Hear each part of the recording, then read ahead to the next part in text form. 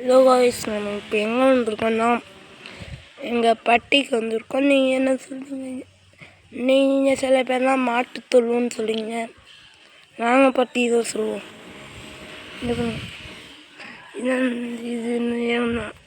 இது எங்கள் தாத்தா பழைய வீடு.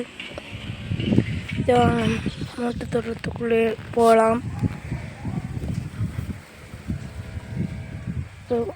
போகலாம்.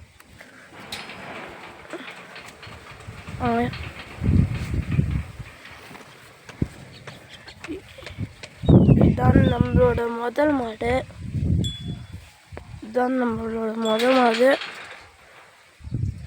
இது இது ஒரு கடியாரி. இது சிந்து மானுங்க. இது கடியாரி கண்ணுங்க. இதுவும் கடியாரிங்க, அதுவும் கடியாரிங்க, இதுவும் கடியாரிங்க, அதுவும் கடியாரிங்க. அதுக்கப்புறம் நம்ம பட்டியில் என்னென்ன இருக்குன்னா செடியெலாம் நிறையா இருக்குது. இதுதான் எங்கள் தாத்தா. அவங்க பாருங்க, பூனை வேறு நாங்கள் வச்சுருக்கோம். இந்த மாதிரி நிறைய செடியெலாம் இருக்குது. சீத்தா செடி இதெல்லாம் இருக்குது. அப்புறம் அங்கே வேணும் இங்கே இருக்க எல்லாமே எல்லாமே சிந்து மாடு கண்ணு போட்டு வந்தாங்க. ஆனால் இது கெடியாரிங்க. இங்கே பாருங்க, அந்த அது நைட்டு படுக்கிற இடத்துக்கு போகிறோம். இதாங்க மாட்டுத்தொழு. முன்ன இங்கே நிறையா மாடு இருந்தது, ஆனால் இப்போ அதெல்லாம் விற்றுட்டோம். இப்போ இங்கே நம்ம தீனி போட்டால் சாப்பிடும். அதுவும் உங்களுக்கு இன்னொன்று வேறு சொல்லிக்கிறேன்.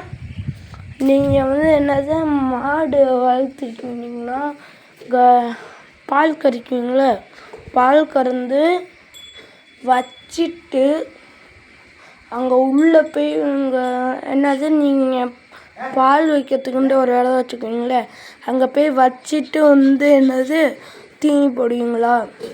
தீனி போட்டால் தீனி போட்டால் என்னது மாடு அரைஞ்சிக்கும்.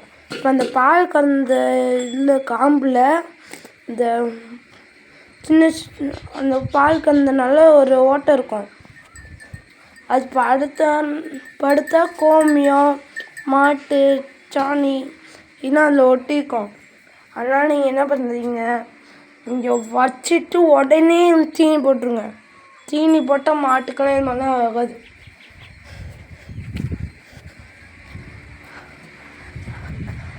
அதுக்கப்புறம் நம்ம ஒரு நாய் வச்சுருந்தோம். அது பேர் என்னது மணிங்க.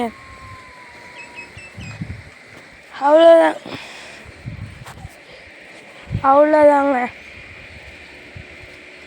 பட்டியில் இருந்தது. அதுபோல் நம்ம இங்கே ஒரு பைக்கு கூட நாங்கள் எடுத்து வந்தாலும் இருந்துச்சுங்க. அது ஓப்பன் பண்ண முடியல.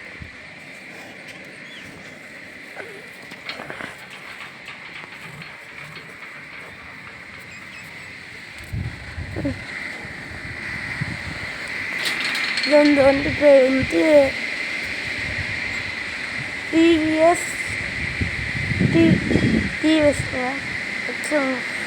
டிவிஎஸ் எக்ஸலுங்க.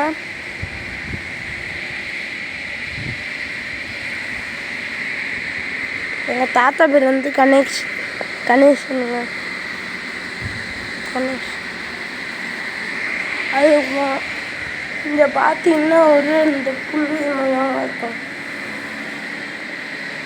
அதுபோல் வேறு எதுவுமே இருக்காது. உள்ளே போனால் சாவி எங்கள் தாத்தா வச்சுட்டாங்க. அதனால உள்ளே பூட்டியிருக்குங்க, அதனால் போக வைக்காதுங்க. அவ்வளோதாங்க இந்த வீடியோ. அதுமாதிரி இந்த வீடியோ முடிஞ்சிச்சுங்க. அதுக்கப்புறம் இந்த கீழே இருக்க சப்ஸ்கிரைப் பட்டனையும் அது பக்கத்தில் இருக்க லைக் பட்டனையும் அதுக்கப்புறம் இந்த பெல் ஐக்கானை டிக் பண்ணிடுங்க.